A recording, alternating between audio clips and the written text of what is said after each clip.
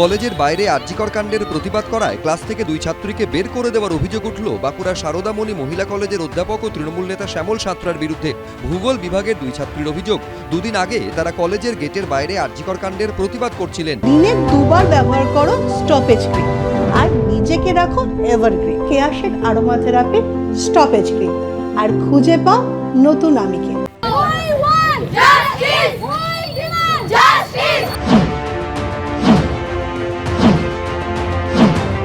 কলেজের সামনে গ্রাফিতিও আঁকেন তারা। অভিযোগ, এরপরই তাদের ক্লাস থেকে বেরিয়ে যেতে বলেন বিভাগীয় প্রধান তৃণমূল নেতা শ্যামল সাঁতরা।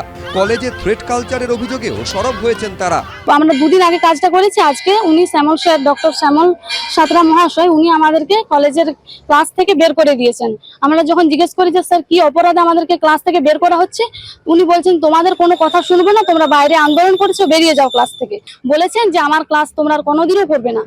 ঘটনার প্রতিবাদে শনিবার কলেজ চত্বরে বিক্ষোভে নামেন পড়ুয়াদের একাংশ।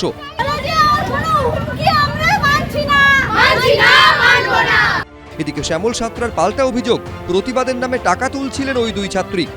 দুজনকে বের করে দেওয়ার প্রধান কারণ হলো যে ক্লাসের ভেতরে বিভিন্ন আন্দোলন নিয়ে পার্টি করতে হবে, বিশেষ করে এসইউসিআই পার্টি।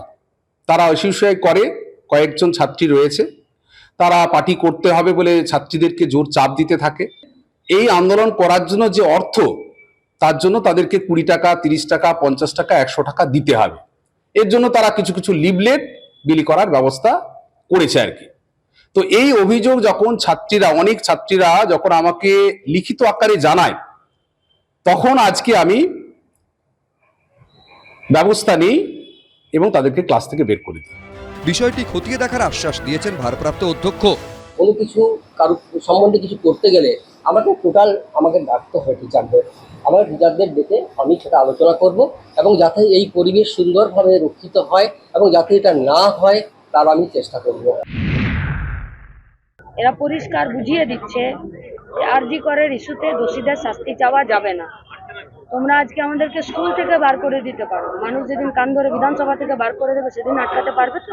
এ বিষয়ে শ্যামল সাঁতরা যথাযথ উত্তর দিয়ে দিয়েছেন।